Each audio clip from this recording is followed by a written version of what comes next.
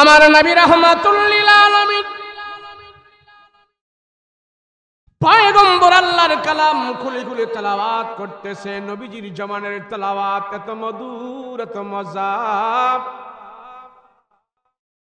আমার পয়গম্বর কোনদিন কোরআনের তেলাওয়াত করা ছাড়া ঘুমায় নাই। নবীজি ঘুমে যাওয়ার আগে কোরআনের তেলাওয়াত করতেন। ঘুম থেকে উঠে আবার পয়গম্বর আল্লাহর কালামের তেলাওয়াত করতেন।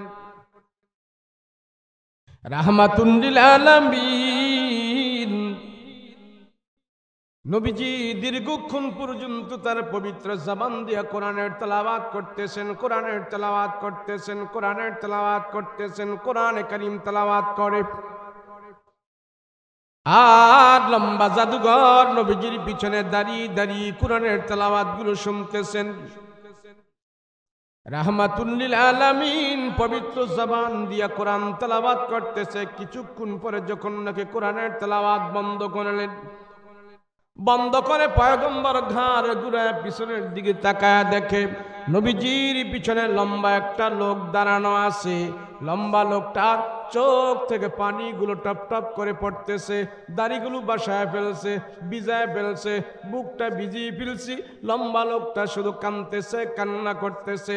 আল্লাহর নবী রাহমাতুল লিল আলামিন ডাক দিয়ে বলে, এ ভাই তোমার বাড়ি কই? তুমি কোত্থেকে আসলা? কারণটা কি? এখানে দাঁড়িয়ে দাঁড়িয়ে কেন তুমি কান্না করো? কারণটা কি? কি ব্যাপার? কেন এখানে কান্না করো? আমার কোন সাহাবী তোমাকে কোনো কষ্ট দিয়েছি কিনা বলো। আমার কোন সাহাবীরা তোমাকে কোনো আঘাত করেছে কিনা বলো। কিসের অভাব, কিসের প্রয়োজন তুমি বলো। কেন এখানে তুমি কান্না করতেছো? কারণ কি? ওই জাদুঘর শুধু দাঁড়িয়ে দাঁড়িয়ে কান্না করতেছে, কোনো কথা বলে না, কথা বলে না। আল্লাহ রাসূল তারা বলে, তুমি বলো কেন কান্না করো, বলো। লোকটা শুধু কান্না করে, কান্না করে। এক পর্যায়ে যায় ওই জাদুঘর বলতেছে, ইয়া রাসূলুল্লাহ, ও মুহাম্মদ, আপনি আমারে কোনো কষ্ট দেন নাই, আপনার কোনো সাহাবী আমাকে কষ্ট দেয় নাই। নবী গো, কেন আমি কান্না করি আপনি জানেননি? বলে, না আমি তো জানি না। বলে, আপনি হয়তো আমার নাম শুনেছেন, কোনোদিন আপনি আমাকে চোখে দেখেন নাই। আপনার নাম আমি শুনেছি, আপনার এত কাছে কোনোদিন আমি আসি নাই। ওগো রাহমাতুল লিল আলামিন পয়গম্বর, আজকে আপনার কাছে আমি আসলাম। আমি অনেকক্ষণ পর্যন্ত দাঁড়িয়ে দাঁড়িয়ে আপনার জবানের তেলাওয়াত গুলো শুনেছি। ও রহমতের নবী, আমার নাম হলো দিমাত নামক জাদুঘর। আমি হাজার হাজার জাদু মন্ত্র জানি, কুফুরি বিদ্যা জানি। আমার দিলের ভিতরে অনেক জাদুর মন্ত্র আছে, কুফুরি মন্ত্র আছে। সব মন্ত্রগুলো আজকাল দিলের ভিতরে নিয়ে আপনার পিছনে দাঁড়িয়ে দাঁড়িয়ে আমি আপনার জবানের পবিত্র তেলাওয়াত গুলো আমি শুনেছি। আমি অনেকক্ষণ পর্যন্ত শুনলাম।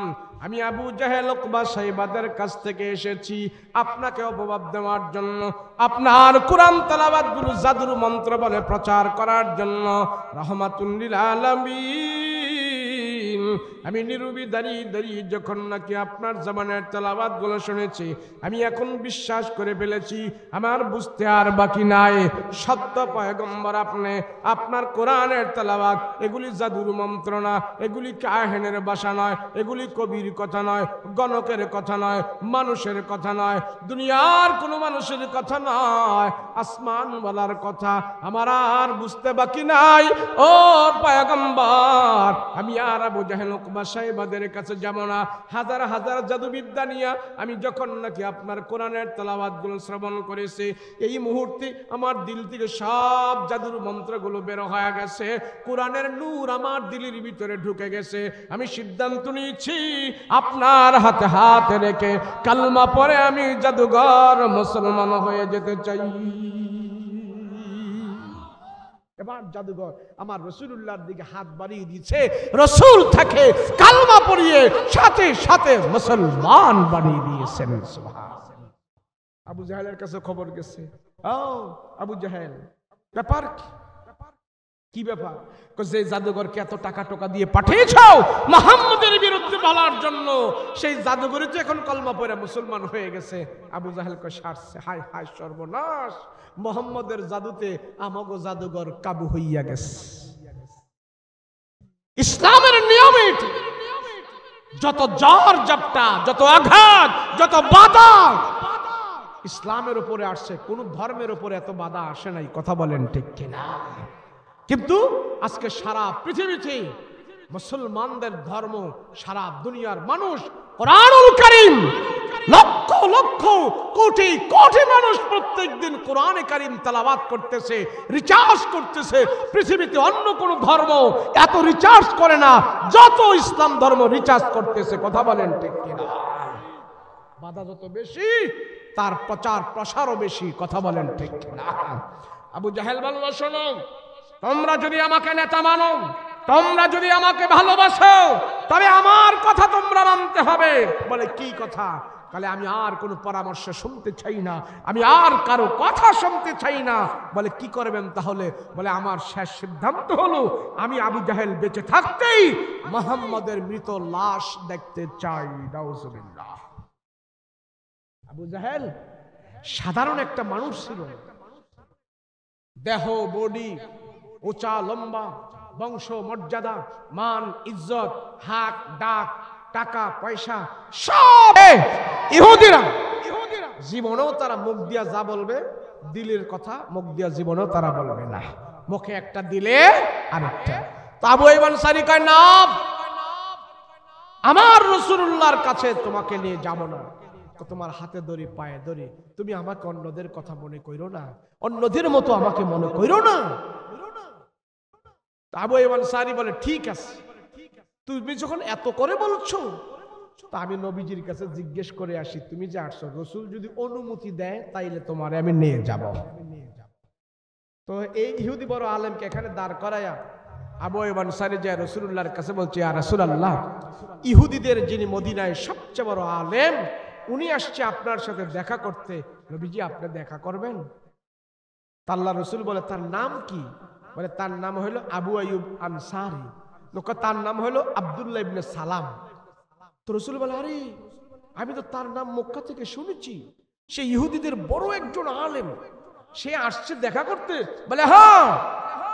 বলে, সে তো একজন আলেম, আমি ইহুদি হিসাবে নয়, সে যেহেতু আলেম তার একটা সম্মান আছে, আমি রাসূল, বলো আলেম হিসাবে তার সাথে আমি দেখা করব। সুবহানাল্লাহ। আব্দুল্লাহ ইবনে সালামের কাছে আয়েশা আবু আইয়ুব আনসারী বলতেছে, আব্দুল্লাহ ইবনে সালাম, তুমি ইহুদিকে বড় আলেম, আমার রাসূল তোমাকে বলছে যাওয়ার জন্য, তুমি আসো আমার সাথে। তবে শোনো, যদি তুমি ইহুদি হয়ে আমার রাসূলুল্লাহর সাথে যদি কোনো দুই নম্বরই করো, কোনো বেয়াদবি করো, আমি সেখানে কিন্তু তোমার সাথে নম্র আর ভদ্র থাকতে পারি না। যদি তোমার দিলের কথা আর মুখের কথা এক না হয়, আমার রাসূলের সাথে যদি তুমি কোনো বেঈমানি করো, গাদ্দারি করো, বেয়াদবি করো, যে রাসূলকে আমরা জানের থেকে প্রাণের থেকে বেশি ভালোবাসি, আমার হাত থেকে কিন্তু তোমাকে কেউ বাঁচাতে পারবে না। আমার তরবারি দিয়ে তোমার কল্লা কিন্তু দুই টুকরা করে দেব।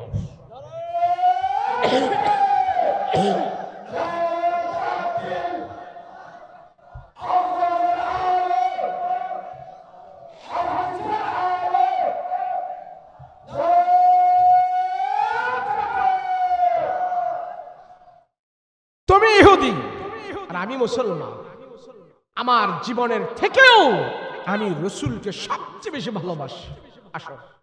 তো গেল, ধরে ধরে নিতেছে, আর সাবধান, বেয়াদবি কিন্তু করিস না। কারে ভাই, আমি বেয়াদবি কেন করব? আমি রাসূলুল্লাহর খবরটা তাওরাত কিতাবের ভিতর থেকে আমি পড়েছি, আমি জানি।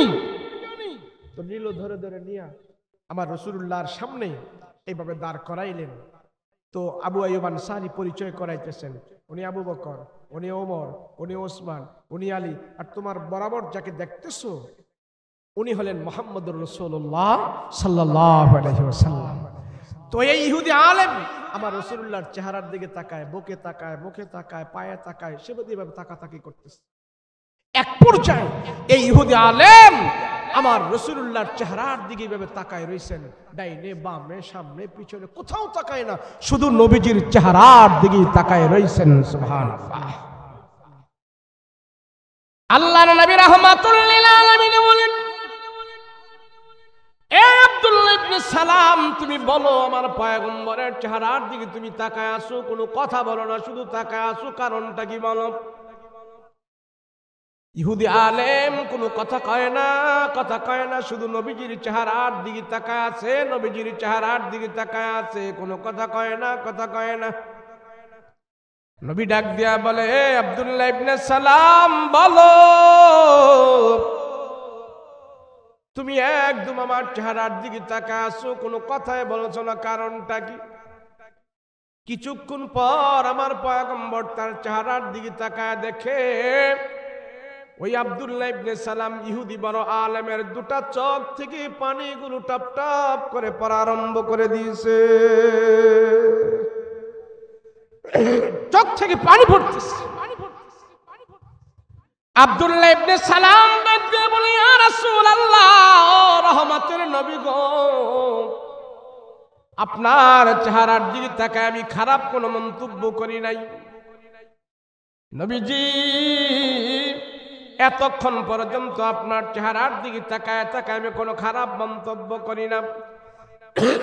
ইয়া রাসূলুল্লাহ, ইয়া হাবিবাল্লাহ, রাহমাতুল লিল আলামিন, তাওরাত কিতাবটা আমার দিলের ভিতরে আছে। তাওরাত কিতাবের হাফেজ আমি, জাবুর কিতাবের আলেম, ইনজিল কিতাবের আলেম। ওগো নবীজি, তাওরাত কিতাবটা আমার পুরোটা মুখস্থ আছে। ওই তাওরাত কিতাবের ভিতরে দেওয়া আছে আখিরি জামানার নবী যে হবে তার নাম হবে মুহাম্মদ। ওই মুহাম্মদ নামের আমি প্রশংসা করেছি, ওই মুহাম্মদ নামের আমি মর্যাদা পড়েছি, মুহাম্মদের নামের সব কারিশমা আমি সেখানে পড়েছি। পৃথিবীতে আপনার নামের আগে মুহাম্মদ নাম কোনো মানুষের নাম ছিল না। তাওরাত কিতাবের ভিতরে তা উল্লেখ করা আছে। ইয়া রাসূলুল্লাহ, ইয়া হাবিবাল্লাহ, আপনার চেহারার দিকে তাকায় আর তাওরাত কিতাবের সাথে মিলাই আমি দেখেছি রসুলগো তাওরাত কিতাবের ভিতরে বর্ণনা আছে আখিরি জামানার নবী যে হবে তার কপালটা কেমন হবে, তার চুলগুলো কেমন হবে, কানটা কেমন হবে, নাকটা কেমন হবে, গালগুলো কেমন হবে, দাড়িগুলো কেমন হবে, দাঁতগুলো কেমন হবে, সব বর্ণনা তাওরাত কিতাবের ভিতরে দেওয়া আছে। ওখান থেকে দেখি নবীজি আমি মুখস্থ করেছি। আজকে আপনাকে আমি সামনে পেয়েছি। ও রাহমাতুল লিল আলামিন পয়গম্বর, আপনার চেহারার দিকে তাকায় আর তাওরাত কিতাবের সাথে মিলায়া যুক্তির কুষ্টি পাথর দিয়ে আমি যাচাই করে দেখলাম তাওরাত কিতাবের ভিতরে আমি যা পড়েছি আজকে রাসূল আপনার চেহারার ভিতরে আমি বাস্তবে সব পেয়ে গেছি। আমার আর কোনো সন্দেহ নাই গো নবীজি, আমার আর কোনো সন্দেহ নাই আপনি যেন সত্য পয়গম্বর। আল্লাহর নবী বলে, যদি আমি সত্য পয়গম্বর হয়ে থাকি, কালমা পড়ে মুসলমান হয়ে যাও। ওই তাওরাতের আলেম ডাক দিয়া বলে, ইয়া রাসূলুল্লাহ, আমি কথা দিলাম আমি আপনার হাতে হাত রেখে মুসলমান হয়ে যাব। সে রাসূলুল্লাহর হাতে হাত রেখে মুসলমান হয়ে যাওয়ার জন্য রাসূলকে ওয়াদা দিয়েছে। লম্বা কথা, যাই হোক, আল্লাহর রাসূলকে সে প্রশ্ন করলেন, ইয়া রাসূলুল্লাহ, যদি আমরা মুসলমান হই, আমার সাথে আরো আমার দলবল ভক্তবৃন্দ মুসলমান হবে, তবে তাদেরকে তো আমি বলতে হবে মুসলমান হলে ঈমান নিয়ে কবরে গেলে পুরস্কার কি পাবো। আমি তাদের সামনে আপনারে কিছু প্রশ্ন করবো, আপনি উত্তর দিয়েন। আমি জানি রাসূল আপনি সব উত্তর দিতে পারবেন, তো ইহুদিদেরকে বুঝানোর জন্য আমি আপনারে প্রশ্ন করব। এই প্রশ্নগুলো ইমাম বুখারী রাহমাতুল্লাহি আলাইহি বুখারী শরীফের ভিতরে উল্লেখ করেছেন। অনেকগুলো প্রশ্ন সেখানে, আমি একটা প্রশ্ন বলতেছি শুধু। সে ইহুদিদেরকে শোনায় বলছে, ইয়া রাসূলুল্লাহ, আমরা যখন জান্নাতে যাব, ঈমান নিয়ে গেলে তো আল্লাহ জান্নাত দিবে। বলে, হ্যাঁ জান্নাত দিবে। তো জান্নাতে যাওয়ার পর আমাদেরকে সর্বপ্রথম আল্লাহর পক্ষ থেকে কোন খাবারটা জান্নাতে আমাদেরকে প্রথম খাওয়াবে, ওই খাবারের নামটা আজকে আমি আপনার জবান থেকে শুনতে চাই। তো রাসূল কারীম, এই খাবারের কথা তো তোমাদের তাওরাতেও আছে। তো রাসূল ইহুদি আলেম বলে, তাওরাতে থাক, ওটা আমার জানার দরকার নাই। আপনি তাওরাত পড়েন নাই, আপনার কোরআন থেকে আপনি বলেন। তো রাসূল বলে, সেই খাবারটা কি জানো? আল্লাহ পাক যত জান্নাতের ভিতরে মানুষ যাবে, জান্নাতি যারা হবে, আল্লাহর পক্ষ থেকে সর্বপ্রথম যে খাবারটা দেওয়া হবে সেই খাবারটা হলো মাছের কলিজা। বড় মাছ আছে না, এই মাছের কলিজা ভুনা কইরা কাবাব বানায়া সব জান্নাতীদের পক্ষ। কিছু দিক থেকে আবু জাহেল একটা পারফেক্ট মানুষ ছিলেন। মক্কার শক্ত মাটিতে যখন আবু জাহেল এইভাবে হাত মারতেন, শক্ত মাটি পর্যন্ত কেঁপে যেত। এত শক্তি, এত দাম্ভিকতা আল্লাহ আবু জাহেলকে দান করেছিল। কিন্তু যখন নাকি সে বলছে মুহাম্মাদের মৃত লাশ আমি দেখতে চাই, তোমরা যদি আমাকে নেতা মানো, আল্লাহ কয় আবু জাহেল তোর দোয়া কবুল করছি। কি করছি? কথা কয় না, কি করছি? কবুল করছি। তবে দুয়ার এক অংশ কবুল, আর এক অংশ কবুল না। তুই লাশ বলছো তো, লাশ কথাটা কবুল করেছি। তামাম পৃথিবীর মানুষ লাশ দেখতে পাবে, তবে আমার রসুলের লাশ নয়, তোমার লাশ। কথা বলো ঠিক কিনা? আল্লাহ রসুলের শত্রু যত বড়, আল্লাহ তার দুশ্মনকে ধ্বংস করে বড় বড় যন্ত্র দিয়া না, বড় বড় অস্ত্র দিয়া না, ছোট ছোট যন্ত্র দিয়া। কথা বলেন ঠিক কিনা? নমরুদ কি আল্লাহর শত্রু ছোট ছিল না বড় ছিল? নমরুদ আল্লাহর ছোট শত্রু না বড় শত্রু? সবচেয়ে বড় শত্রু ছিল নমরুদ। কিন্তু নমরুদের শেষ করছে কি আল্লাহ বড় অস্ত্র দিয়া না ছোট অস্ত্র দিয়া? কথা বলেন না, ছোট না বড়? আল্লাহর শত্রু বড়, কিন্তু আল্লাহ তারা শেষ করছে ছোট যন্ত্র দিয়া। কথা কোন ঠিক কিনা? যন্ত্রটার নাম কি? আরে শুধু মশা না, মশার ভিতর থেকে আল্লাহ বার করছে কোনটার একটা ভা নাই, ল্যাংড়াটা করি। আল্লাহকে আমার শত্রু বড়, কিন্তু তারা ধ্বংস করবো আমি ছোট্ট একটি অস্ত্র দিয়া। এও সে মশা, একটা পা নাই। আল্লাহ কয় এটাই তো আমার কারিশমা, এটাই তো আমার ক্ষমতা, আমার তো এটাই বাহাদুরি।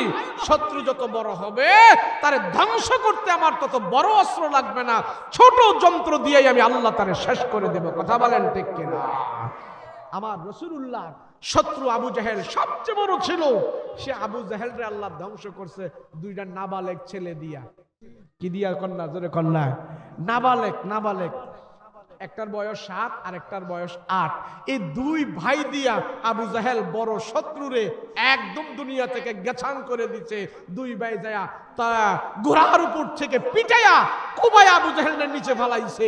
এরপরে অন্য সাহাবীরা যায়া আবু জাহেলরা দুনিয়া থেকে শেষ করেছে। সুবহানাল্লাহ। আবু জাহেল বলি, আমার জীবনের সবচেয়ে বড় তোমাদের কাছে চাওয়া এবং পাওয়া, আমি আবু জাহেল বেঁচে থাকতেই মুহাম্মাদের মৃত লাশ আমি দেখতে চাই। তোমাদের যার বাড়িতে তীর বর্ষা বল্লম অস্ত্র শস্ত্র যা কিছু আছে সব কিছু নিয়ে মুহাম্মাদের বাড়ি আজ ঘেরাও করো। লম্বা কথা আমি সংক্ষিপ্ত করে বলছি। মুহাম্মাদের বাড়ি ঘেরাও করো। তা আবু জাহেল নেতায় বলছে এখন কি কেউ বাকি থাকবে? সবার ঘর থেকে তীর বর্ষা বল্লম রান্দা যা যা অস্ত্র শস্ত্র আছে সব কিছু নিয়ে নারী পুরুষ জুয়ান বুড়া কড়া ছোট সবাই আসতেছে। রাতের অন্ধকার বাড়তেছে, অস্ত্রের ঝঞ্ঝনানি বাড়তেছে। আমার রাসূলুল্লাহর ঘরের চতুর্পার্শ্বে সব কাফের মুশরিকরা ঘেরাও করেছে। আজ রাতেই মুহাম্মদকে অতর্কিত হামলা করে দুনিয়ার জমিন থেকে বিদায় করে দেওয়া হবে। নাউজুবিল্লাহ। তো আল্লাহ রসুল আর আলী দুই ভাই তারা ঘরের ভিতরে পরামর্শ করতেছে দিনের কাজটা কেমনে করা যায়, আল্লাহর হুকুম কিভাবে সমাজে বাস্তবায়ন করা যায়। এইভাবে যখন নাকি পরামর্শ করতেছে, শত্রুরা ঘরের চতুর্দিকে ঘেরাও। আল্লাহর পক্ষ থেকে আল্লাহ পাক জানাই দিলেন, ওগো নবীজি, আমি শুধু আপনার খবর রাখি না, আমি আপনার শত্রুদেরও খবর রাখি। কথা বলেন ঠিক কিনা? যারা ইসলামের বিরোধিতা করে, যারা কোরআনের বিরোধিতা করে, যারা আল্লাহ রাসূলের বিরোধিতা করে, যারা মাদ্রাসা মসজিদের বিরোধিতা করে, তাদের খবর আল্লাহর কাছে আছে না নাই? বলেন আছে না নাই? এবার আল্লাহ বলছেন, হাবিব, ঘরের চতুর্পার্শ্বে, আপনার ঘরের চতুর্পার্শ্বের অবস্থা ভালো না। নবীজি, আপনি ঘরের দরজা খুলুন। ঘরের দরজা খুলে আপনি দেখেন ঘরের অবস্থা ভালো না। তো নবীজি ঘরের দরজা খুলে দেখতেছে, হায় হায় সর্বনাশ, আমার বংশের লোক, আমার বন্ধু, আমার ভাই, আমার দেশের, হায় হায় হায়, এরা সবাই আজকে অস্ত্র শস্ত্র নিয়ে যেইভাবে উৎপেতে আছে, আমাকে মনে হয় শেষ করে দিবে। আল্লাহ, আমি করবটা কি এখন? আল্লাহকে নবীজি, যা করার আমি আল্লাহই করব, আপনার কিছু করা লাগবে না। সুবহানাল্লাহ, সুবহানাল্লাহ, আমি আল্লাহই করব, তবে আপনি একটু হরকত করবেন। কি হরকত? বলে হরকতটা হইল আপনি ঘর থেকে এক্ষুনি বের হন। ইয়া রাসূলুল্লাহ, আপনি ঘর থেকে বের হন। বের হই আপনি এক্ষুনি এই মক্কার জমিন ছেড়ে আপনি মদিনার দিকে পাড়ি জমান। রাসূল এই কথা শোনার পর একটু বিচলিত হয়ে গেলেন। আল্লাহ, আমি মক্কার জমিন ছেড়ে এক্ষুনি মদিনায় চলে যাব, আমি তো প্রস্তুত নয়। আর মদিনার জমিনে যে আমি এখন কি করব? মক্কায় তো আমার সবকিছু। আয় আল্লাহ, আমার মক্কার জমিন ছেড়ে আমি কেমনে মদিনায় যাব? মক্কার জমিনে খানায় কাবা আছে, আমার মা বাবার কবর আছে, আমার বংশধরদের কবর আছে মক্কার জমিনে। আয় আল্লাহ, খানায় কাবার সামনে আমি 1 রাকাত নামাজ পড়লে আপনি আমাকে 1,00,000 রাকাতের সওয়াব দান করেন।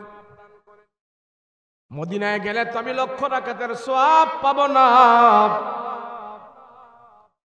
খানায় কাবার সামনে আমি বসে বসে কোরআন তেলাওয়াত করি। মদিনায় তো খানায় কাবা নাই, আমি মদিনায় যাই কি করব?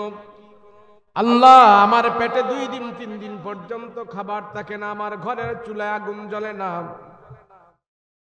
আমি কোনো মানুষের কাছে সওয়াল করি না। খানায় কাবার সামনে বসে বসে আমি কোরআন তেলাওয়াত করি। সেই কোরআন তেলাওয়াতের বিনিময়ে আমার পেটের ক্ষুধা দূর হয়ে যায়।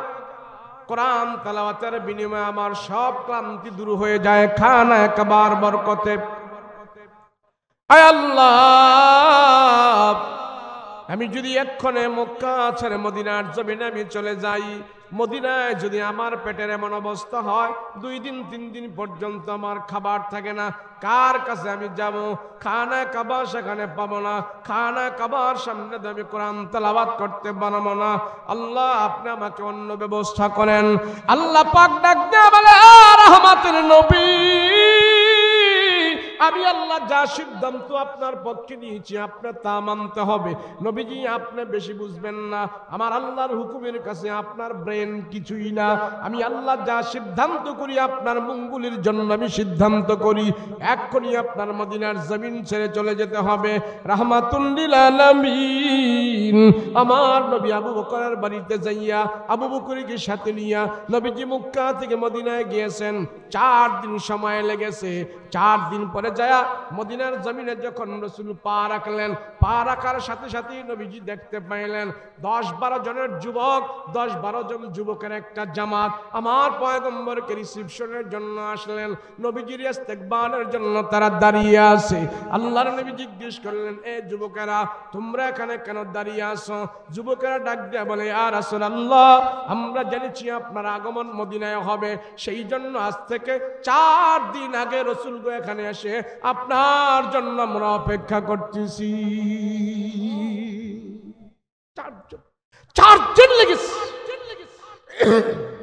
রাসূলুল্লাহর কদম মোবারক মদিনায় পড়লেন, আর হাত উঠে যখন রাসূল দোয়া করলেন, রাসূলের দোয়ার বরকতে মদিনাবাসীদেরকে আল্লাহ এমন বরকত দিয়েছে, যাদের বাগানে 3 মাস খেজুর আসতো, যাদের বাগানে 6 মাস খেজুর আসতো, রাসূলুল্লাহর আগমন মদিনায় হওয়ার কারণে এখন 3 মাস আর 6 মাস নয়, 12 মাস তাদের গাছে খেজুর ধরা শুরু করে দিয়েছে।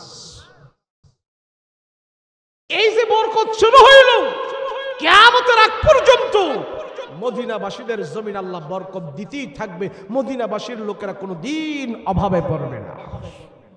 এখনো পড়ে নাই। যারা হাজী সাহেব হজ করতে গিয়েছেন, মদিনা থেকে সোজা পূর্বের ঘেট দিয়ে হাঁটতে হাঁটতে হাঁটতে হাঁটতে দূরে গেলে দেখা যায় উহুদ পাহাড়।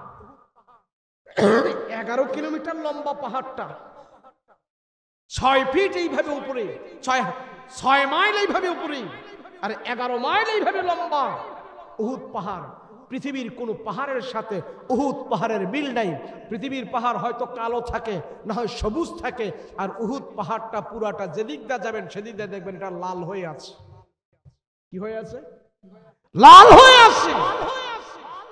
সারা দুনিয়ার মানুষ গবেষণা করতেছে এই উহুদ পাহাড় নিয়ে। আর রাসূল বলছেন, এই উহুদ পাহাড়কে আমি ভালোবাসি, উহুদ পাহাড়ও আমাকে ভালোবাসে। কেন জানেন? এখন সারা দুনিয়ার মানুষ গবেষণা করতেছে যে উহুদ পাহাড়ের ভিতরে এমন কিছু জিনিস রয়েছে যে জিনিসগুলো তাম পৃথিবীর চাইতে আল্লাহ পাক এখানে দামি জিনিস আল্লাহ পয়দা করে। কেউ কেউ বলে পুরো পাহাড়টাই স্মরণ দিয়ে ভর্তি করা আছে। কিছুদিন আগে এই মদিনার মসজিদে নববীর অদূরেই এক স্বর্ণের পাহাড় পাওয়া গেছে। আমরা চাইছিলাম ভিতরে যাওয়ার জন্য, কিন্তু দেয় নাই। পুরাটা এইভাবে দেয়াল দিয়ে রাখছে, টিন দিয়ে ঘেরা করে রাখছে, কোনো মানুষ সেখানে যাইতে দেয় নাই। পুরা পাহাড়, স্বর্ণের পাহাড় আল্লাহ মদিনার জমিনে দান করে দিয়েছে। মদিনাবাসীরা আমার রাসূলকে সর্বোচ্চ মেহমানদারি করেছে, দিল দিয়ে ভালোবাসছে। আল্লাহ বলে, ও মদিনাবাসীরা, আমি আল্লাহ কিয়ামতের আগ পর্যন্ত এই মদিনার শহরকে নিরাপত্তা দান করব। আল্লাহ কোরআনে বলেন, ওয়াহাজাল বালাদিল আমিন, দুই শহরের নিরাপত্তার দায়িত্ব আমি আল্লাহ স্বয়ং নিজে নিয়েছি। এক হলো মক্কা, আর এক হলো মদিনা। মক্কা তো আমার ঘর, সেই জন্য আমি নিয়েছি। আর যেখানে মদিনা, আমার রাসূল সেখানে শুয়ে আছে, রাসূলুল্লাহর কদম মুবারক মদিনায় পড়েছে, সেই জন্য আমি মদিনা শহরের দায়িত্ব আমি আল্লাহ স্বয়ং নিজে নিয়ে নিয়েছি। আবু জাহেল রাসূলকে বের করে দিছে মক্কা থেকে। মনে করছে মোহাম্মদরে বের করে দিয়া আমি আবু জাহেল মক্কাতে মাতাব্বুরি করব, আমি আবু জাহেল মক্কার বড় সর্দার হব। আল্লাহ কত, তোর মাতাব্বুরিও থাকবে না, সর্দারও থাকবে না। যেখানে আমার রাসূল নাই সেখানে তোর আবু জাহেলেরও কোনো দাম নাই। কথা বলেন ঠিক কিনা? যেই সমাজে আলেম নাই, যেই সমাজে কোরআন নাই, যেই সমাজে হাদিস নাই, যেই সমাজে মাদ্রাসা নাই, মসজিদ নাই, সেই সমাজের মানুষের দাম আল্লাহর কাছে নাই। কথা বলো ঠিক কিনা? তো রাসূল মদিনায় পা রেখে যুবকদের জন্য দোয়া করলেন। তো যুবকেরা সবাই পাগল হয়ে গেল, হায় হায়, আমার রাসূল আমাদের মাঝে আসছে, আমরা কি দিয়ে বরণ করব? এক যুবক এসে আমার রাসূলুল্লাহর হাত ধরলেন। ইয়া রাসূলুল্লাহ, ইয়া হাবিবাল্লাহ, পয়গম্বর আমার, ও নবীজি, আপনি আমাদের বাড়ির মেহমান হবেন, পহেলা মেহমান আপনি আমাদের বাড়িতে হবেন।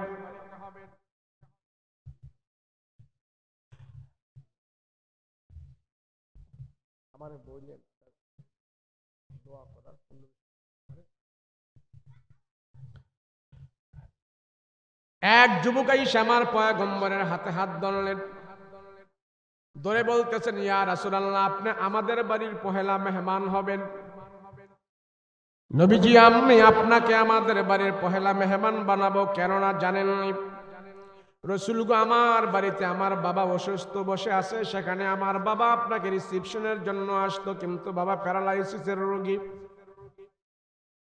ইয়া রাসূলুল্লাহ, ইয়া হাবিবাল্লাহ, আমার বাবা ঘরের ভিতরে বকরির গোশত পাক করে বসে আছে, রাসূল গো, আপনি না গেলে আমার বাবা বকরির গোশতে হাত লাগাবে না।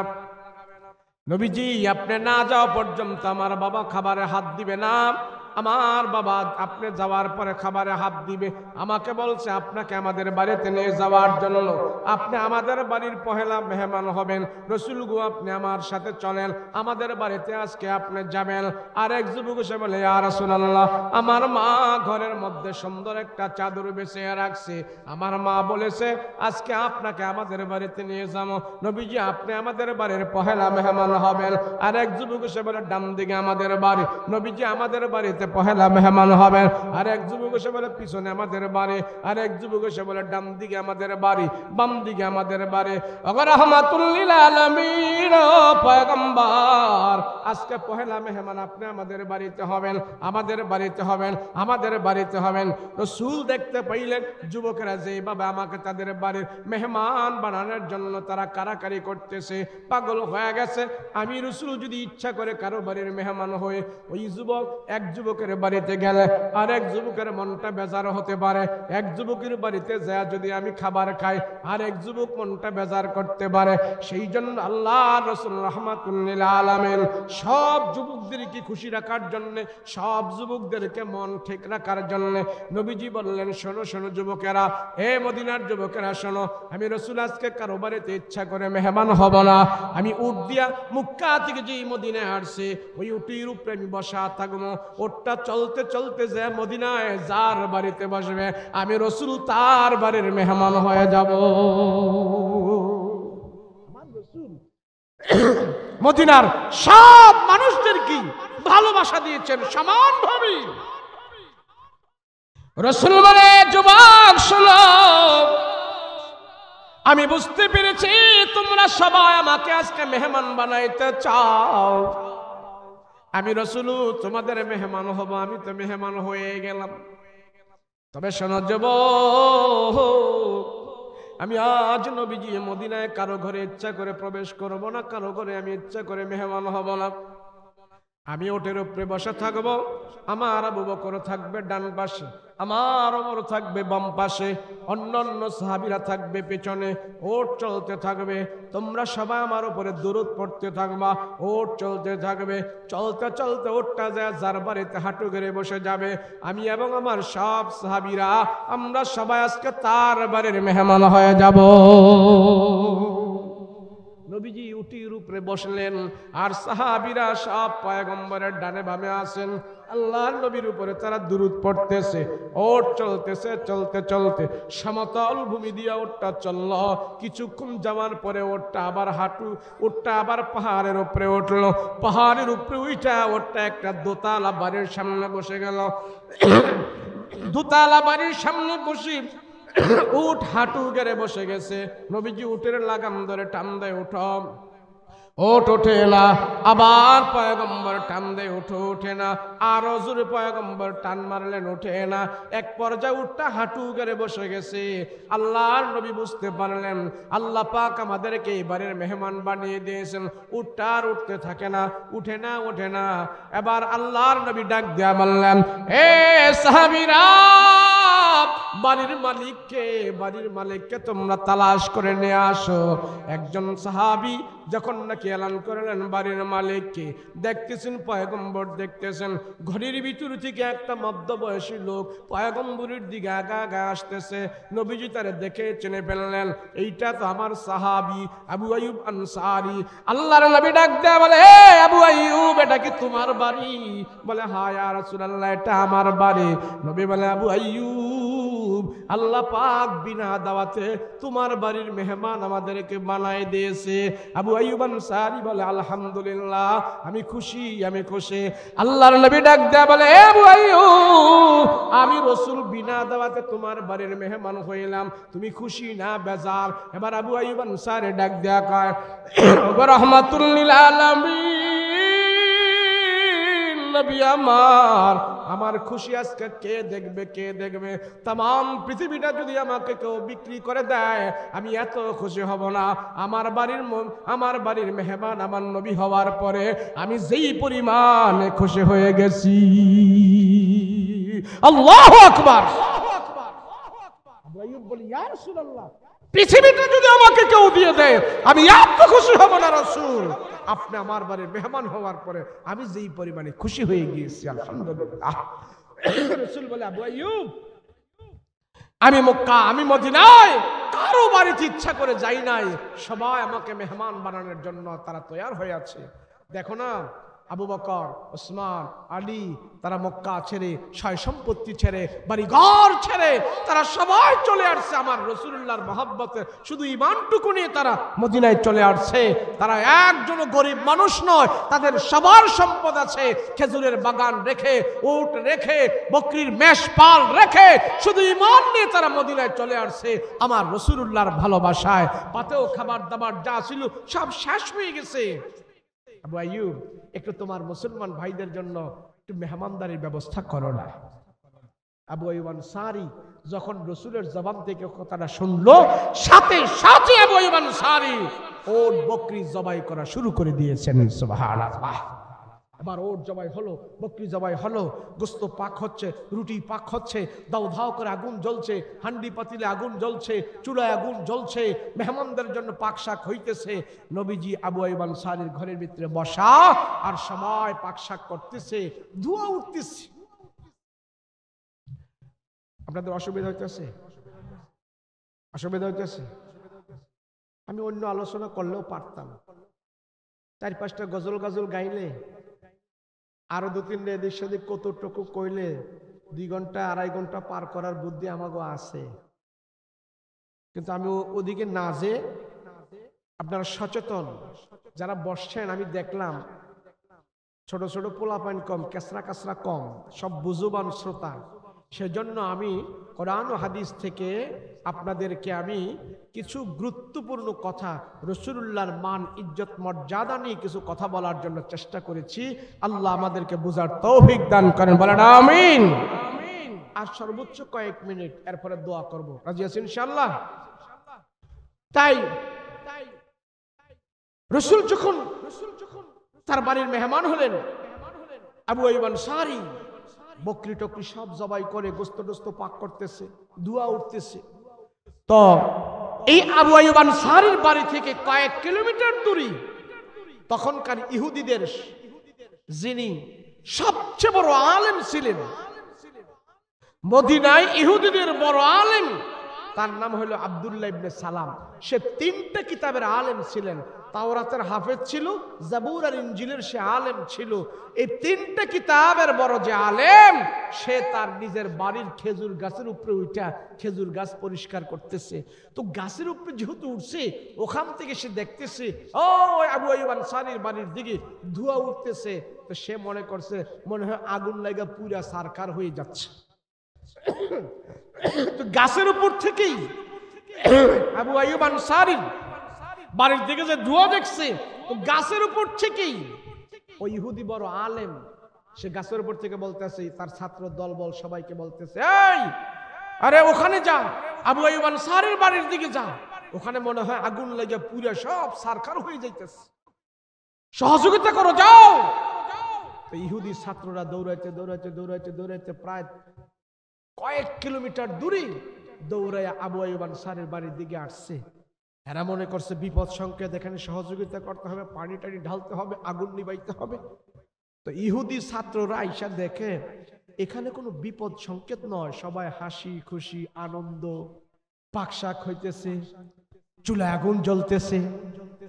তো জিজ্ঞেস করলো, এই তোমরা এখানে এত আনন্দ করছো, পাকশাক হইতেছে, সবার মুখে হাসি খুশি, কারণটা কি? তো আবু আইয়ুব আনসারীর বাড়িতে যে মেহমান, তারা বলতেছে, জানো না কারণ কি? বলে না, জানি না। তো আমরা, তোমরা মনে হয় ইহুদি? বলে হ্যাঁ আমরা ইহুদি। কারণ কি বলো? কারণ কি জানো না? মক্কার মুহাম্মদ মদিনায় চলে আসছে, অলরেডি আবু আইয়ুব আনসারীর বাড়িতে অবস্থান করেছে, নবীজির আগমনের সুবাদে এখানে মেহমানদারির পাকশাক হইতেছে। সুবহানাল্লাহ। তো ইহুদিরা বলল, কি মুহাম্মদ মদিনায় চলে আসছে? বলে হ্যাঁ। এখন এই ইহুদি দলবল ছাত্ররা বলে, আচ্ছা ঠিক আছে, আমাদের হুজুরের খবর দেই। আমাদের হুজুর, আমাদের ওস্তাদ সব সময় আমাদেরকে তাওরাত পড়ে পড়ে মুহাম্মদের কথা আমাদেরকে শোনাই, তো আমরা যাই আগে আমার হুজুরকে খবর দেই। তো তারাও দৌড়াইতে দৌড়াইতে আবার সেই হুজুরের বাড়িতে চলে গেছে। হুজুর তো গাছের উপরেই আছে, খেজুর গাছ পরিষ্কার করতেছে, 2-3 দিন ধরে খেজুর গাছ পরিষ্কার করতেছে উনি।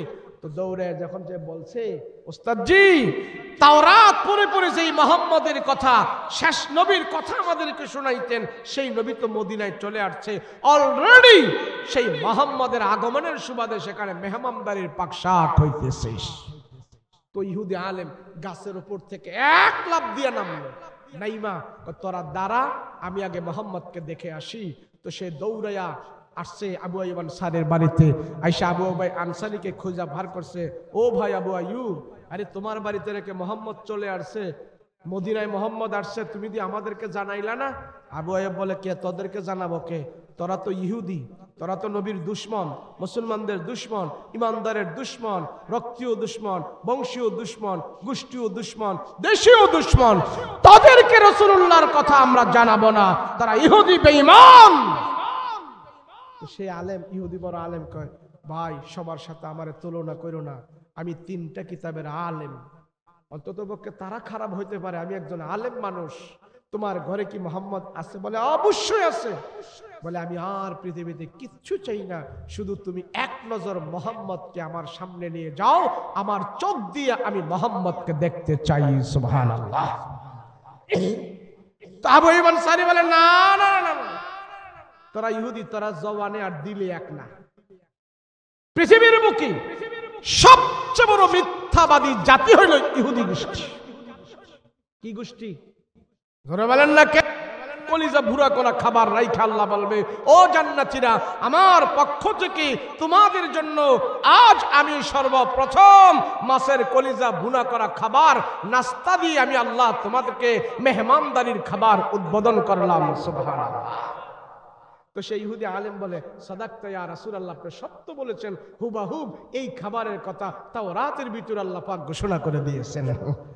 এবার ইহুদি আলেম তার দলবল ছাত্র করে জিগায়, রে মুহাম্মদের সত্য নবী, আমি তোদেরকে যা পড়াইছি তাওরাত থেকে সব তার ভিতরে আমি পেয়ে গেছি, তোমরা মুসলমান হবে কি হবে না সেটা আমি জানি না, আমি কিন্তু তাওরাত জবুর সব এখন বাদ দিয়া মুহাম্মদের হাতে হাত রেখে মুসলমান হয়ে গেলাম। তো তার সাথে আরো কিছু ইহুদিরা মুসলমান হয়েছে। এখন মুসলমান হওয়ার পর এই আলেম কইতাছে, নবী গো, আমি তো ইহুদি, আর এখন আমার বাড়ি ঘর ইহুদি গো বাড়িতে, তো তাদের সাথে একটু তাল মিলে আমার চলতে হয়। তো নবীজি, আপনার কাছে আমার আবদার, মুসলমান যেহেতু হয়েই গেছি, সব মুসলমানের নিয়ম কানুন হুকুম হাকাম সব মানবো, কোনো সমস্যা নাই। তো এখনো তো ইহুদিদের বাড়িতে আমার থাকতে হয়, তাদের সাথে তাল মিলায় চলতে হয়। নবীজি একটু যদি আমার সুযোগ দিতেন, রুখসত দিতেন। তো রাসূল বলে, কি? বলে রুখসতটা হইল, আমি ইহুদি অবস্থায় উটের গোশত খাইতাম না, দুধ খাইতাম। তো মুসলমান হওয়ার পরেও আপনি যদি আমার এটা কইরা দেন, আমি গোশত খাবো না, উটের দুধ খাবো, তাহলে ইহুদিরা মনে করবে তাদের সাথে আমি এখনো আছি। তো তাদের সমাজে আমার চলাফেরা করতে সুবিধা হবে, আর মুসলমানদের দিকটা হয়েই গেছে, দুই দলকে সমন্বয় করে চলতে আমার একটু সুবিধা। কথা কয় না দিন, এই এমন এই দুই কলমার মুসলমান হইয়া চলতে আমরা বেশি পছন্দ করি, তাই না? কথা কয় না দিন। এই মাদারীপুরের মানুষ না আপনারা? কথা কয় না দিন। না বরিশালের? হ্যাঁ, মাদারীপুর না? আমি তো মনে করছিলাম বরিশাল যাইতেছে আজকে ওয়াজ করার লাগা, মানে আয়া শুনছিল এটা মাদারীপুর, এক জেলার ওয়াজ না আরেক জেলায় করতেছি। রাসূল সে বলল, রাসূল আমি ইহুদিদের সাথেও চলবো, মুসলমানের সাথেও চলবো, এমন একটা সমন্বয় করে যদি চলি আমার জন্য সুবিধা হবে। দেন আমাকে মাঝে কিছু লোক আছে না, হিন্দুকে বুঝাই গেলেও সই, ওয়াজ মাহফিল আসলেও সই, সুদেরও টাকায় সই, জুমার নামাজের মুসল্লিও সই, বুঝেন নাকি? আমাদের কুমিল্লায় কয় সই, মানে সব জায়গায় উনি ফিট, সব জায়গায় কি মানে সব তালেই চলে, সুদের টাকাও খাবে, আবার তাহাজ্জুদের নামাজও পড়বে, তসবিহও টানবে, ঘুষেও টাকা লাগাবে, এমন আছে না? না নাই? আর এটাই তো আমরা বেশি চাই। তো সে যখন এই কথা বললো, আমি ইহুদিদের সাথেও তাল মিলায় চলতে চাই, ইসলামও মানতে চাই, তো রাসূল বলে, দেখো ইসলাম ধর্মের মালিক আমি না, মালিক হইল আল্লাহ। আল্লাহ যদি তোমার এই সুযোগ দেয় তাইলে আমার কোনো সমস্যা নাই, তোমার এই কথাটা আমি আল্লাহর উপরে হাওলা করে দিচ্ছি। তা আল্লাহর উপরে যখন হাওলা করে দিচ্ছে, এমন মুহূর্তে আল্লাহ পাক জিবরাইল আমিনকে দিয়া কোরআনের একটা আয়াত আমার রাসূলের কাছে নাজিল করে দিছে, আর সেই আয়াতটাই আমি খুতবার শুরুতে আপনাদের সামনে তেলাওয়াত করেছিলাম। এই আয়াত নাজিল করে আল্লাহ কি জানাইতেছে? ইয়া আইয়ুহাল্লাযীনা আমানু দুখুলু ফিস-সিলমি কাফা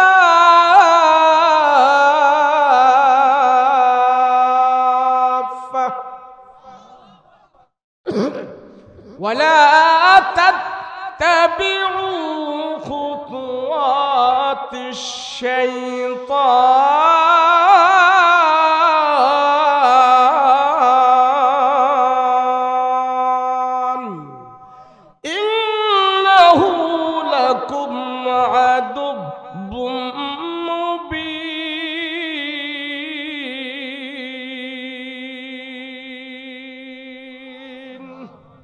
এই আয়াত নাযিল করে দিচ্ছে আল্লাহ।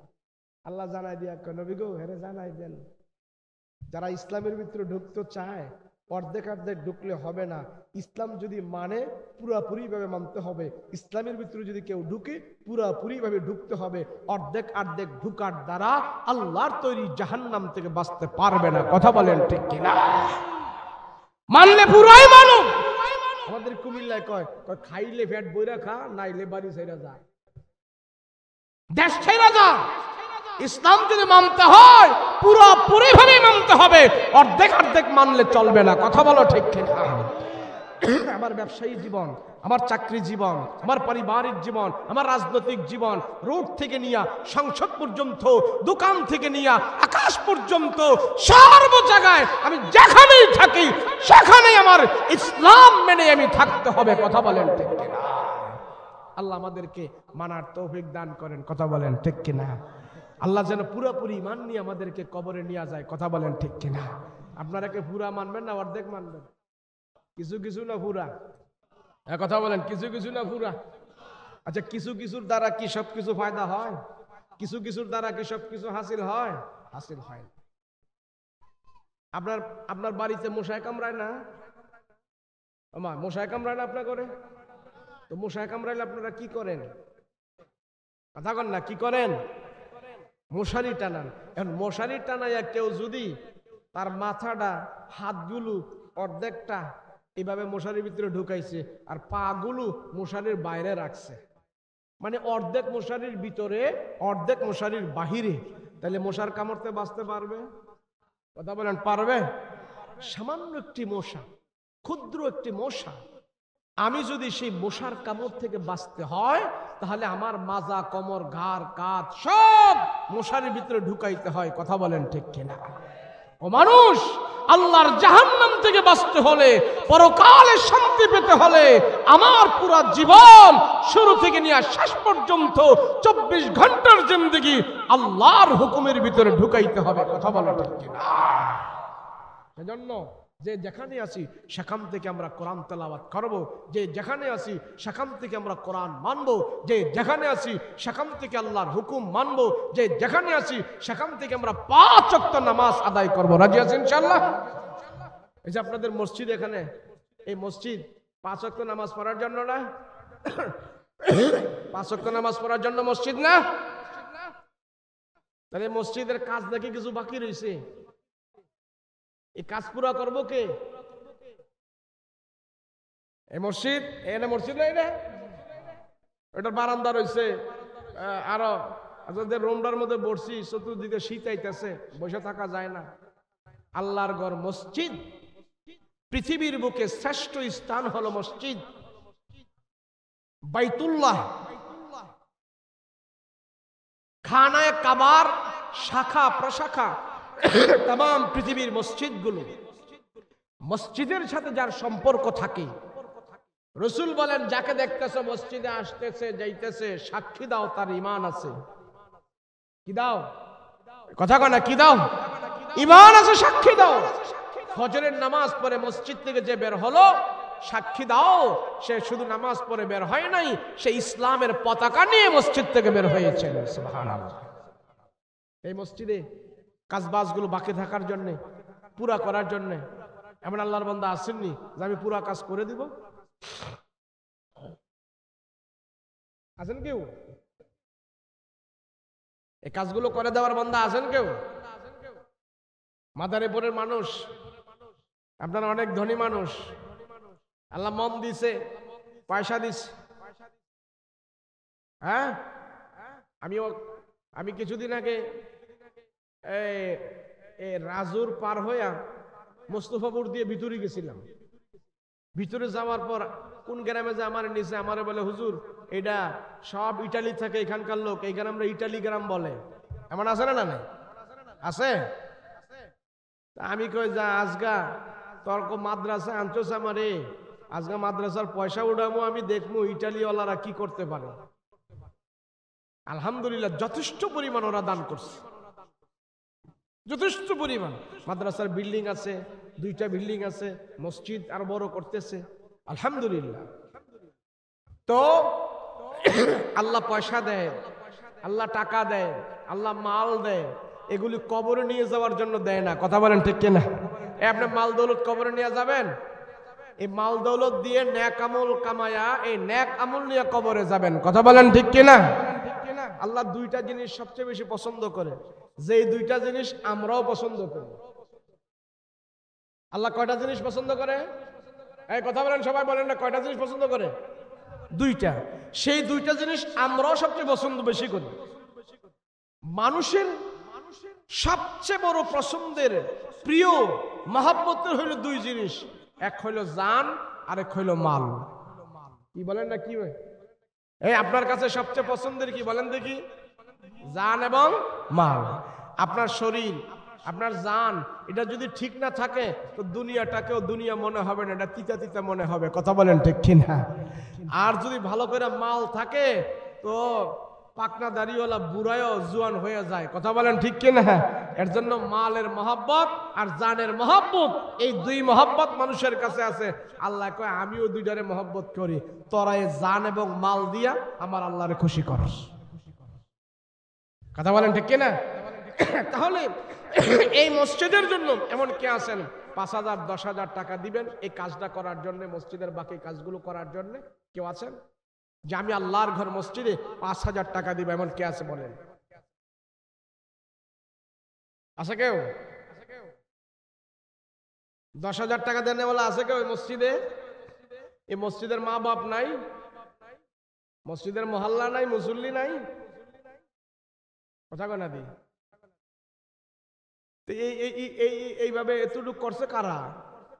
ইট টিট দিয়ে এটা তো সুন্দর করছে, অর্ধেকটা কিছু না রয়েছে, এগুলা করছে কে? এমনি হয়ে গেছে। কথা কয় না দি? 5,000 কে দিবেন বলেন যে আমি মসজিদের কাজের জন্য 5,000 টাকা দিব? বলেন একজন আল্লাহর বান্দা বলেন মসজিদের জন্য 5,000 টাকা দেব? নাই কেউ? 2,000 টাকা নাই? মসজিদের বারান্দাটা করার জন্য 2,000 টাকা নাই? নিজের ঘরের বারান্দা তো খুব সুন্দর।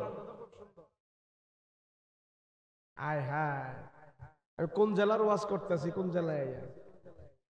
এমন তো ভাবছিলাম না। কেউ আসে কিনা বলেন? 1,000 টাকা কে দিব? 1,000? আচ্ছা সারা হইব না, 1,000 টাকা কে দিব বলেন? আছে কেউ?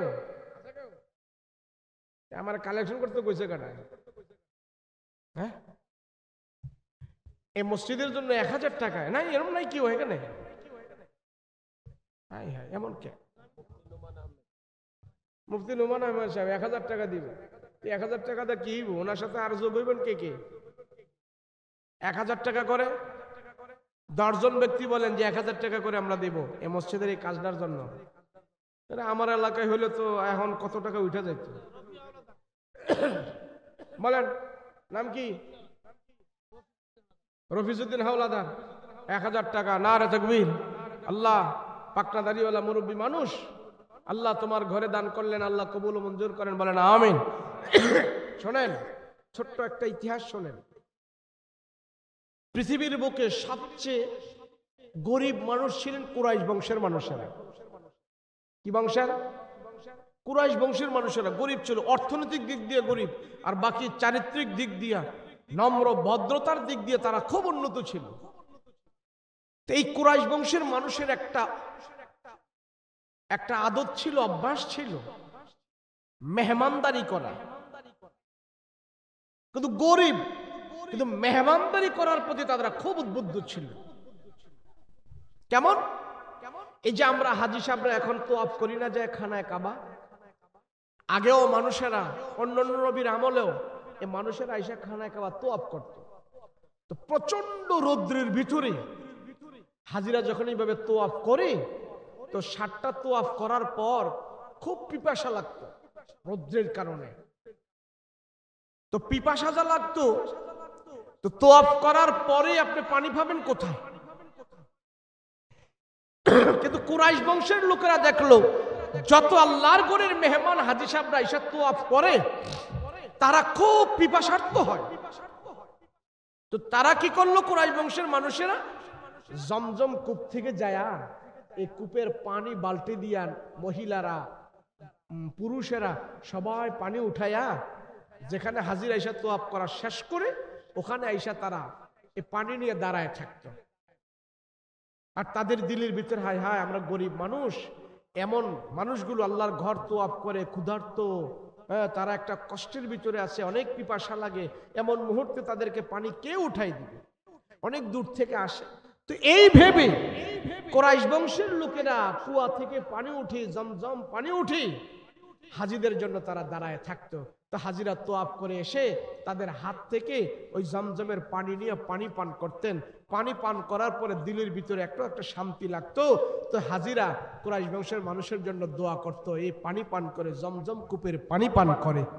যখন দোয়া করত ওই হাজিদের দোয়া, আল্লাহর ঘরের মেহমানদের দোয়া আল্লাহ এমন ভাবে কবুল করেছে, জমজম কূপের পানি পান করাইয়া মেহমানদারি করাইয়া কুরাইশ বংশের মানুষেরা যে আর্থিকভাবে দুর্বল ছিল, কিয়ামতের আগ পর্যন্ত এখন আর তারা আর্থিকভাবে দুর্বল নয়।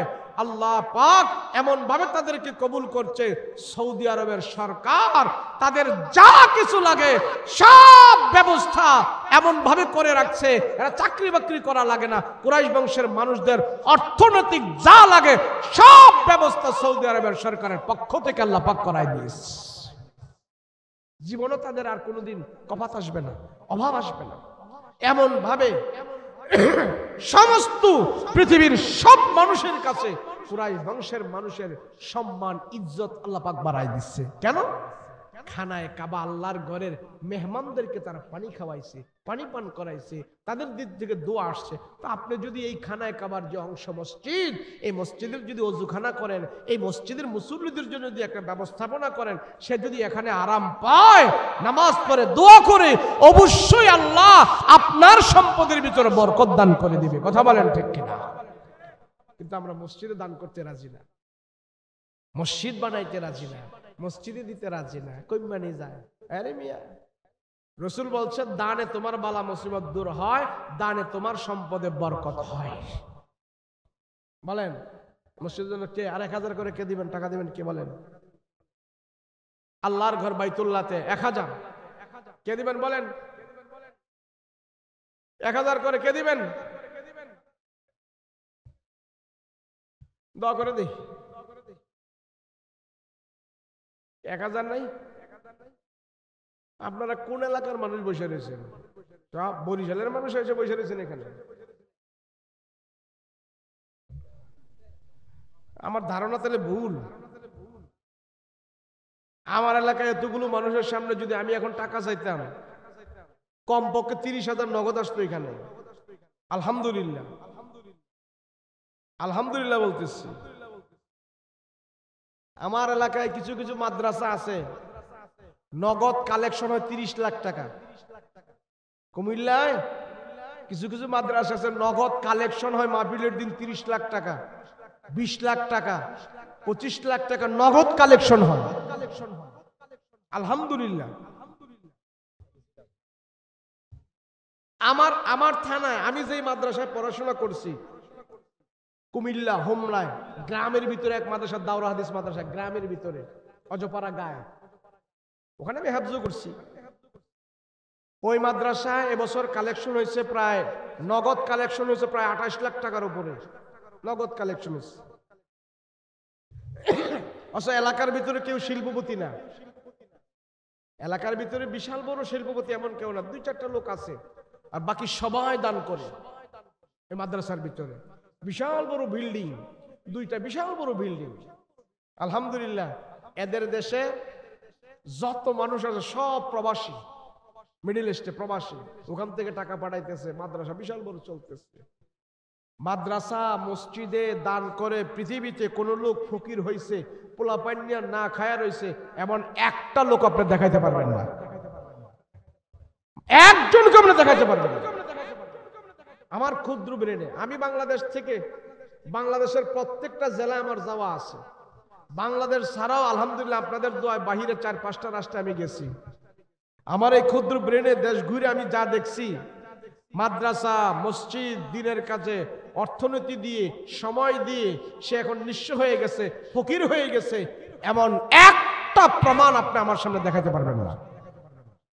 নাই, আমার নজরে নাই। আপনার থাকলে আমার দেখান। যারা ইসলামের জন্য, দ্বীনের জন্য, কোরআনের জন্য অর্থ ব্যয় করে, আল্লাহ তাদেরকে দুনিয়া আখিরাতে আরো মর্যাদা দান করে। বলেন আছে কেউ? আছে আর আছে? আছে কেউ? দোয়া করে দিই আল্লাহ আমাদের সবাইকে সহি বুঝ দান করেন, বলেন আমিন। মসজিদের কোনো কাজ লাগলে বাকি সময় এসে দেখা করেন, দিয়ে দিয়েন। আল্লাহ আপনাদের অর্থ সম্পদ মালে বরকত দিবে। আল্লাহ আমাদের সবাইকে আপনি সহি বুঝ দান করেন, আল্লাহুম্মা আমিন। দোয়া করব আমরা সবাই এখন। দেশের জন্য দোয়া করব, দেশের জন্য দোয়া করব, तमाम পৃথিবীর মুসলিম উম্মাহের জন্য আমরা দোয়া করব। রাজি আছি ইনশাআল্লাহ?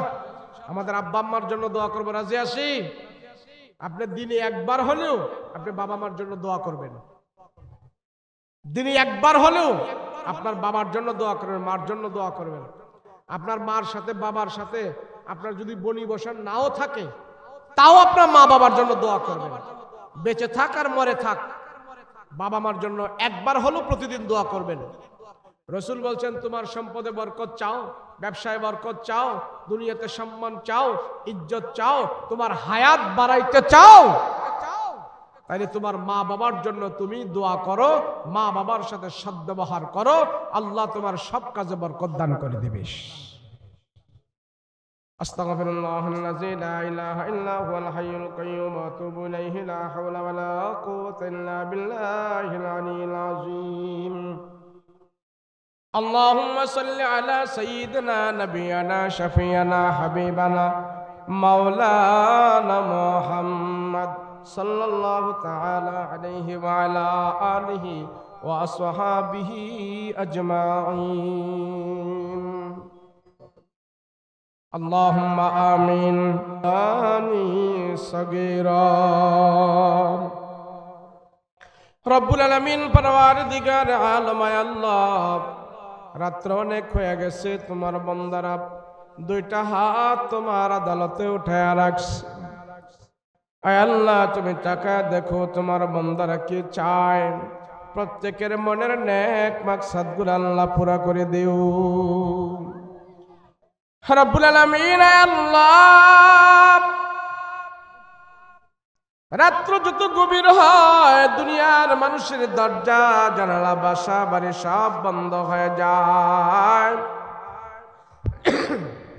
আয় আল্লাহ, রাস্তাঘাট গুলো ফাঁকা হয়ে যায়, অফিস আদালত বন্ধ হয়ে যায়, সাপ বিচ্ছুগুলো গর্তের ভিতরে চলে যায়, পশু পাখিগুলো যার যার বাসায় চলে গেছে। আমরা গুনাহগারেরা এখনো বাড়িতে যাই নাই। আয় আল্লাহ, দুইটা হাত তোমার আদালতে উঠে রাখছি গো মালিক, আমাদের জিন্দেগীর সব গুনাহ খাতা মাফ করে দাও। আয় আল্লাহ, গুনার দিকে তাকাইলে তোমার দরবারে হাত উঠাইতে লজ্জা হয়, তারপরেও তোমার দরবারে হাত উঠাইতে হয় গো মালিক, তুমি ছাড়া আমাদের কেউ নাই, কেউ নাই। আয় আল্লাহ, মাহফিল তুমি কবুল করে নাও, এই আয়োজন তুমি কবুল করে নাও। আয় আল্লাহ, এই মাহফিল তুমি নাজাতের বাণী হিসাবে কবুল করো।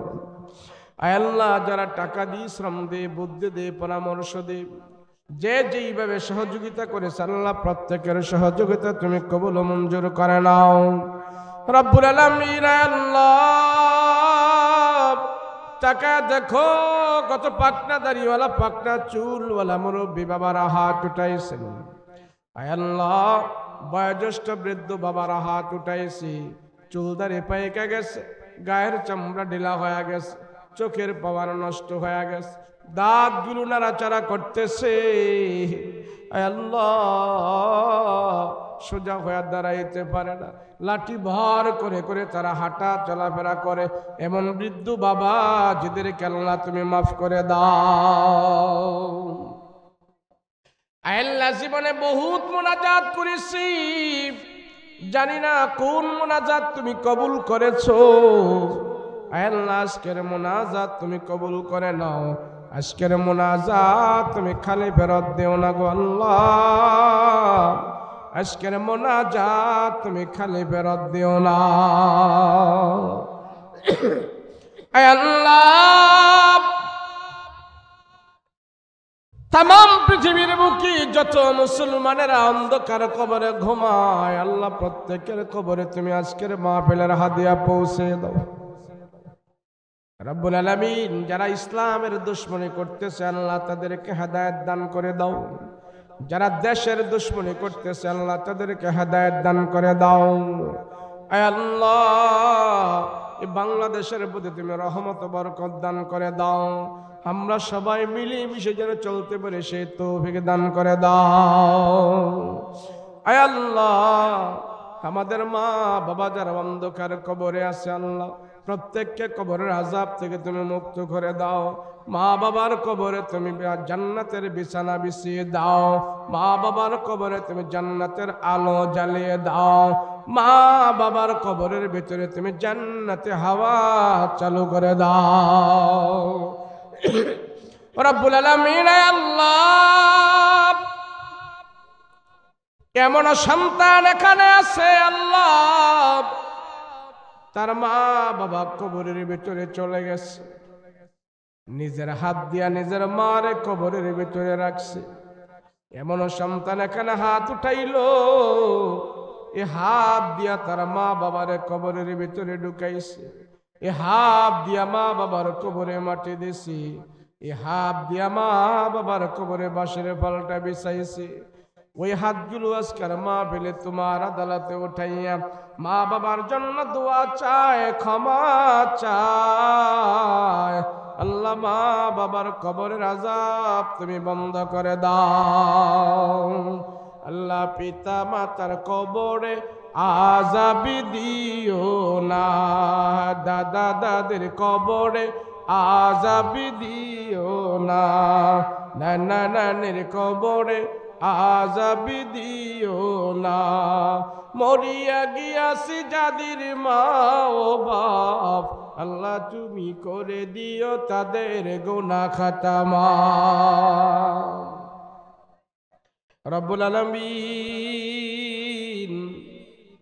আয় আল্লাহ একদিন আমরা তো মৃত্যুর কোলে ঢলে পড়তে হবে। আমরা তো একদিন 3.5 হাত কবরের ভিতরে যেতে হবে। দুনিয়াতে কেউ বেঁচে থাকতে পারবো না, থাকার কোনো সুযোগ নাই, চলে যেতেই হবে, যেতে হবে আল্লাহ, যেতে হবে। হায় আল্লাহ ও আসমানের মালিক আল্লাহ, আমরা যেহেতু দুনিয়ার জমিন ছেড়ে চলে যেতেই হবে, তুমি আমাদেরকে ঈমানে মরণ দিও, বেঈমানে মরণ দিও না, মুনাফিকে মরণ দিও না, জাহান্নামী মরণ দিও না। আল্লাহ তুমি আমাদেরকে জান্নাতি মরণ দান করিও। আল্লাহ ঈমানে মরণ দিও, আল্লাহ ঈমানি মরণ আমাদেরকে দিও, শাহাদাতের মরণ দিও, রোড গার্ডের অ্যাক্সিডেন্ট থেকে আমাদেরকে বাঁচায়া দিও। আয় আল্লাহ রাস্তাঘাটের অ্যাক্সিডেন্ট দুর্যোগ থেকে আমাদেরকে বাঁচায়া দিও, কঠিন রোগ শোক বিমারি থেকে আমাদেরকে শিফা দান করিও, শিফা আজলা কামেলা দান করে দিও। আয় আল্লাহ জীবনে বহুত মুনাজাত করেছি, জানি না কোন মুনাজাত তুমি কবুল করেছো রে আল্লাহ। আজকের মুনাজাত তুমি খালি ফেরত দিও না আল্লাহ, আজকের মুনাজাত তুমি খালি ফেরত দিও না। এ মাহফিল তুমি কবুল করে নাও, এ মাহফিল তুমি কবুল করে নাও, নাজাতের উসিলা বানিয়ে দাও। আল্লাহ শেষবারের মতন ফরিয়াদ ও মালিক, জীবনে একবার হলেও তুমি মক্কা মদিনা যাবার তৌফিক দান করে দাও। সোনার মদিনায় আমাদেরকে নিয়ে যাও আল্লাহ, নবীর রওজার পাশে দাঁড় করিয়ে দাও। নবীর আমরা প্রাণ ভরে সালাম জানাবো, নবীর রওজা মুবারক আমরা সচক্ষে দেখবো গো আল্লাহ। নবীর রওজার পাশে আমাদেরকে দাঁড় করায়া দাও। আর যদি না যাইতে পারি, ঘুমের ঘরে পয়গম্বরের নুরানি চেহারাটা স্বপ্ন যোগে দেখাইয়া জাহান্নামের আগুন হারাম করে দাও। وصلى الله تعالى عليه وعلى آله وأصحابه أجمعين سبحان ربك رب العزة عما يصفون وسلام على المرسلين والحمد لله رب العالمين بحق لا